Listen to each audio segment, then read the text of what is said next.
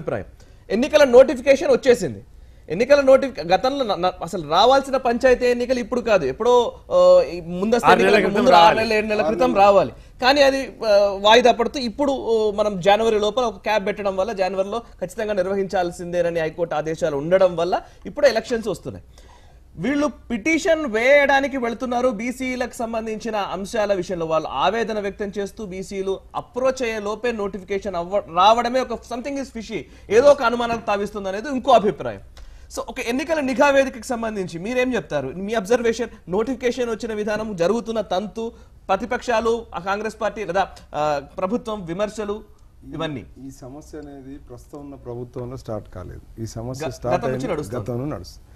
NT Ramarao గారు for the first time బీసీల మీద ఉన్నటువంటి ప్రేమ కావచ్చు, రాజకీయ అవసరాలు కావచ్చు, ఆనాడు ఉన్నటువంటి రాజకీయ అవసరాలు కావచ్చు, అప్పుడున్నటువంటి పరిస్థితిలో వారు బీసీలకు ఎప్పుడైతే 34% వరకు వారు రిజర్వేషన్ ఇవ్వడం జరిగిందో ఆనాటి నుండి ఈ రోజు వరకు ఇదే బీసీలు చట్టబద్ధత తీసుకురావడానికి ఏ ప్రయత్నం జరిగిందని ప్రశ్నిస్తే కొంతవరకు కొట్లాడుతున్నారు ఇలాంటి నాయకులు. కానీ రాజకీయ చట్టసభల్లో దీన్ని ఒక దాని చర్చ చేసి ఆ చర్చ ద్వారా ఒక చట్టాన్ని చేయడంలో పూర్తిగా వైఫల్యం చెందారు. ఎందుకంటున్నానంటే ఈరోజు ఒకటి, అంబేద్కర్ గారు ఇచ్చిన నేతృత్వంలో వచ్చినటువంటి రాజ్యాంగంలో ఎంతైతే ఎస్టీలకు ఎస్సీలకు ఇచ్చినటువంటి ప్రాధాన్యత బీసీలకు ఆ రోజు ఇవ్వలేదు. వాస్తవంగా ఆయన చెప్పిన రాజ్యాంగంలో వితిన్ 20 years ఆర్ 30 years లోపల ఈ రిజర్వేషన్స్ ఇండియాలో ఉండొద్దని చెప్తే ఇవాళ దివాలాకోర్ రాజకీయ పార్టీలు అన్నీ కూడా, ఏ పార్టీలు అంతర్గత ప్రజాస్వామ్యం లేని పార్టీలు అన్నీ ఈరోజు కేంద్రంలో ఉన్నా, రాష్ట్రంలో ఉన్నా, ఎక్కడున్నా కూడా వీళ్ళందరూ కూడా ఇలాంటి కులాలను రెచ్చగొట్టి రాజకీయాలు చేసేటువంటి రాజకీయ పార్టీలన్నీ ఈరోజు బీసీ సంఘాల విషయంలో ఒక పక్కన వీళ్ళని వాడుకుంటున్నాయి, ఏది ఓటు బ్యాంకు వ్యవస్థగా.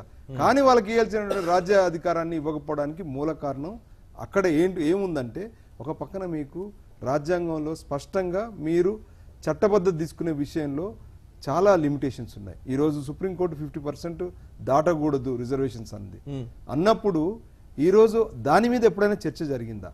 ఈ రోజు వరకు కూడా ఈరోజు ఎందుకు ఈ తెలుగు రాష్ట్రాల వాళ్ళే ఇంత హడావిడి చేస్తున్నారు? ఎందుకు ఇక్కడ ఉన్నటువంటి కృష్ణయ్య, బీసీకి కృష్ణయ్య, ఎందుకు ఇక్కడ రామకృష్ణ గారే ఢిల్లీలో నాయకత్వం వహిస్తున్నారు?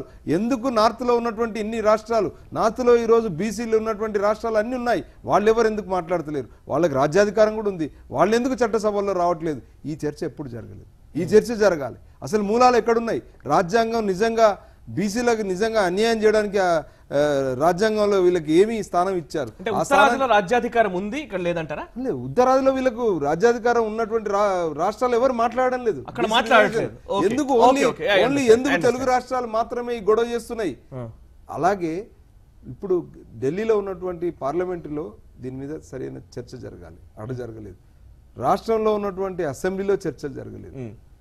నేను అనేది ఏంటంటే వీళ్ళ రోడ్డు బ్యాంక్ వాడుకోవడానికి రెచ్చబెట్టారు, కానీ వాస్తవ సబ్జెక్ట్ రాజ్యాంగానికి లోబడినటువంటి విషయాలు ఎప్పుడైతే క్లారిటీ రాదో ఇలాంటి గేమ్ ఆడతారు. నిన్న మొన్న ఎన్టీ రామారావు గేమ్ ఆడొచ్చు, నిన్న కాంగ్రెస్ పార్టీ అధికారంలో మధ్యలో 10 సంవత్సరాలు ఉంది, అప్పుడు వాళ్ళు గేమ్ ఆడొచ్చు, ఇలా కేసీఆర్ కూడా గేమ్ ఆడొచ్చు. ముందు మీరు టాపిక్ డిస్కషన్ అనేది ఎక్కడ జరగాలి? అసలు రిజర్వేషన్స్ యొక్క ప్రాముఖ్యత ఏంటి? వీళ్ళకి 34%